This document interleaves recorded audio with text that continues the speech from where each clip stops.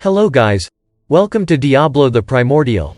This video is the continuation video after battle begins. So if you have not watched it, then please watch it. The link is in the description. And please check out my second channel Top Anime Sensei for the light novel of Tensei. So without any further delay, let's start. But before we start, please like, subscribe and press the bell icon so you don't miss the updates. Their weapons also resembled closely, being spears, and the fight was going on well. Wait a minute, this guy, his abilities have increased abnormally, haven't they? Pico was astonished deep down. Compared to when they had a bout before, he had gotten so tough that it felt as if it was a different person. His abilities were drawing near that of Pico's, close to that of an awakened Demon King level. Although she had her doubts, Pico properly gauged the situation. And like that, they went on intensely fighting mid-air for a while. Pico had confirmed DIABLO'S growth and wasn't underestimating him anymore as someone below her. After a while into testing each other's strength, it looked like they decided to go all out.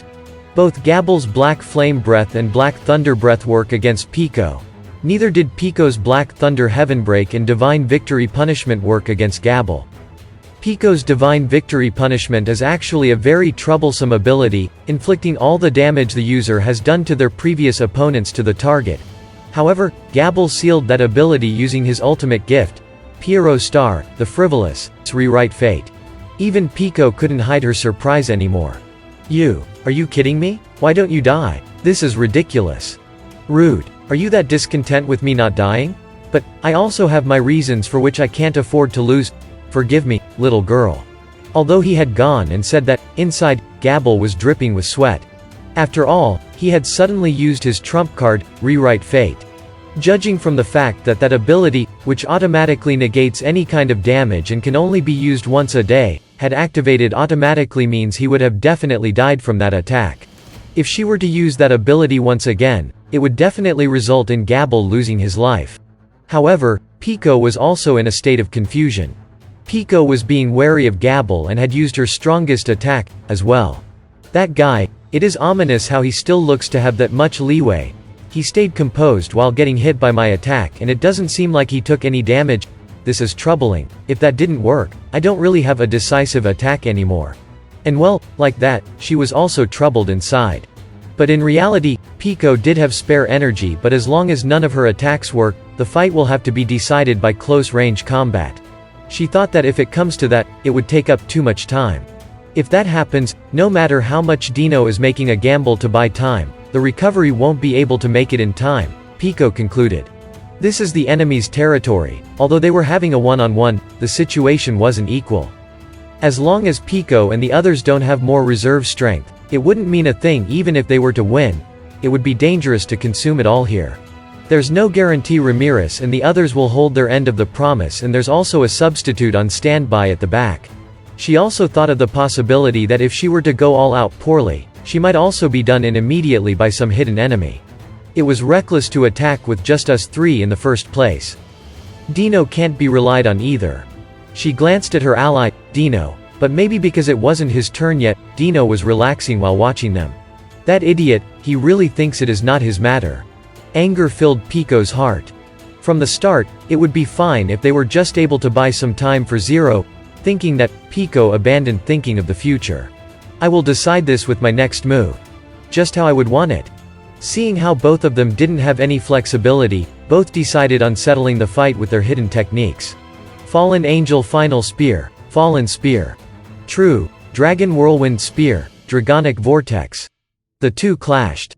And at an instance, got blown away. As if to demonstrate the destructiveness of those powers, both of them were hurled back and crashed into the ground, without even being able to defend themselves. Alright, over. And the result is, draw. And with Ramirez's announcement, the first battle was over. The result was a draw, but it seems like there was a big difference in the breakdown. DIABLO had wounds all over his body and was unable to continue the fight. In contrast, Pico was only pretending to have taken huge damage. Oi! What, did you hold back at the end? Ah, you could tell? Well, after all, if I don't leave some strength for later, I can't escape from here, can I? I see. Looks like you have realized my objective, huh? Isn't it obvious? How long do you think we have been together? I can see straight through you. Okay, then it's fine. it's stupid hanging out with Zero's suicidal plan, so we will escape with the opportunity, so keep your eyes open. Got it. It also looks like Garcia has noticed, so she will probably buy some time too against that tough guy, I think? Really? That would help. To be honest, my opponent is really no joke. That Zijin dude is seriously bad news. Really, I want to just escape right this moment, you know? That guy probably won't get a joke either. Well, do your best, I guess? It depends on how hard Gracia tries, though. Such a conversation was taking place between Dino and Pico while Gracia was making her way to the battlefield. Pico ended the fight with energy to spare. Dino also believed that was for the best. Dino was also wondering if it was okay to put trust in Zero. In this situation, it could be said that Pico's choice was correct. Alright then, you probably can't be at ease, but rest for now. I will take you up on that. Pico started resting and Dino looked towards Gracia. Letting out a sigh, Dino concentrated on the next battle.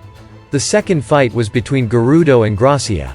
As this was a battle between two parties excelling in defense, it wouldn't be as flashy, but it will surely turn out to be a fight between experts with solid ability. Against Gerudo's meat crusher and huge shield, Gracia was equipped with an orthodox longsword and a round shield. After having evolved, Gerudo's abilities to fight individually had also gone up. Although he has his eyes set mostly on defense, he has quite some offensive abilities as well. However, as there was a need to gather up strength for a while to use it, it wouldn't hit Gracia. In the first place, Gerudo's ultimate skill, Gourmet King Beelzebub, is an army-scale ability. It is on the complete opposite side of individual skills. It is an ability to raise the standards of his allies. And as such, it became equal to Gracia's all-purpose type defensive ability. Compared to Pico, Gracia had a good balance of offense. On top of equal defensive skill, she had stronger offensive skills than Gerudo. It was supposed to be Gracia's unrivaled battlefield of overwhelming advantage. However, you bastard, blocking every single one of my attacks, I can't be underestimating. Even so, I am someone who has received the title of Barrier Lord from Rimuru-sama. Know that you will not be able to go past my defense. With masterful abilities, Gerudo beautifully blocked Gracia's attacks. And that wasn't all. In contrast to Gracia, who was supposed to be excelling in offense, Gerudo's attacks were gradually accumulating damage to Gracia. Having lived for a long time, Gracia had built up a mountain's worth of experience, but when speaking of the density of this experience, Gerudo was also not losing. Although he didn't quite stand out in Tempest, Gerudo had never slacked off and always trained his skills. His abilities had now reached the top tier. To the point, he could rival Albert in terms of defense. And, even his attacks, comprising of big movements and weak spots, were also traps to lure in the enemy. As expected of Gracia, she had seen through that and didn't try to attack carelessly. I was thinking of buying some time, but I don't think I have the leeway to be holding back anymore. Gracia praised Gerudo on the inside.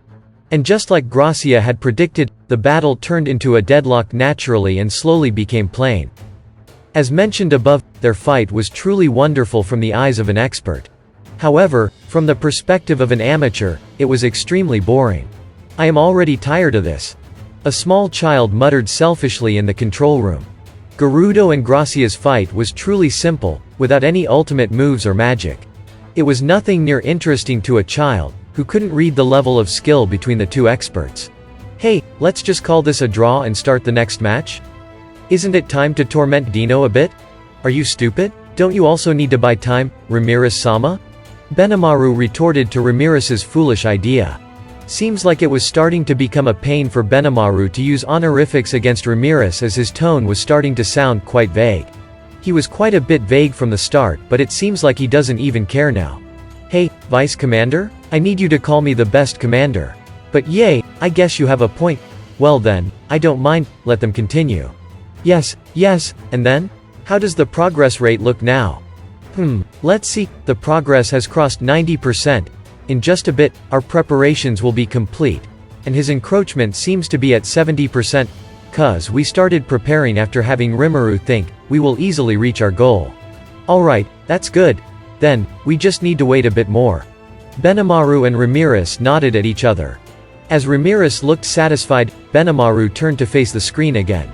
Benimaru was thinking it was preposterous to stop this fight. DIABLO'S fight just now was so disappointing that Hakuro even said that it's confirmed that he must go through training once again. But Gerudo's fighting style was wonderful. Benimaru, unlike Ramirez, liked this kind of fights between experts and was entranced by it. It seems like Gracia was above in terms of ability, but Gerudo's strenuous efforts to fill in that gap was amazing. And thus, the tension of the fight had reached the climax. The end was near. And that's it. Thank you so much for watching. And if you guys have not watched my earlier videos, then please watch them. The links are in the description. And please check out my other channel Top Anime Sensei for the light novel of Tensura.